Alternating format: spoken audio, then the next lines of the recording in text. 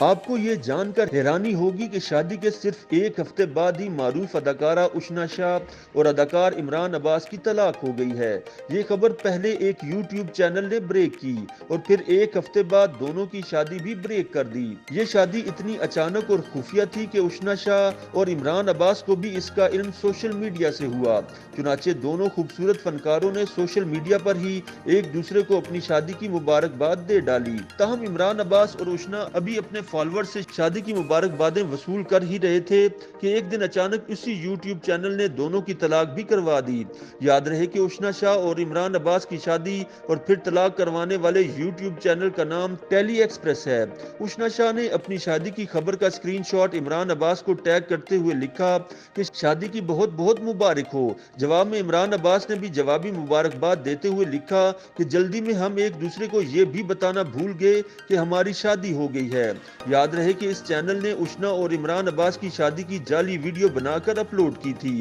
ایسا کرنے کے لیے چینل نے اداکارہ ایمن اور منیب بٹ کی شادی کی ویڈیو استعمال کی، لیکن چہرے بدل دیے اور انہیں عمران عباس اور اشنا شاہ بنا دیا۔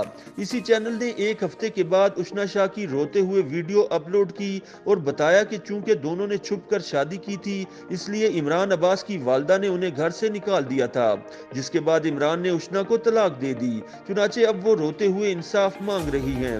دوسری طرف عمران عباس نے فیس بک پر بعض سوشل میڈیا پوسٹس اور یوٹیوب چینلز کی خبروں کے اسکرین شاٹ شیئر کرتے ہوئے لکھا کہ گزشتہ چند ماہ میں ان کی چوتھی شادی کروا دی گئی ہے۔ اداکار نے اپنی شادی کی جھوٹی خبروں پر برہمی کا اظہار کرتے ہوئے مطالبہ کیا کہ متعلقہ حکام ایسی افواہیں پھیلانے والے افراد کے خلاف کارروائی کریں۔ تاہم اشنا شاہ کو اپنی شادی کی جھوٹی خبر سے کوئی فرق نہیں پڑا۔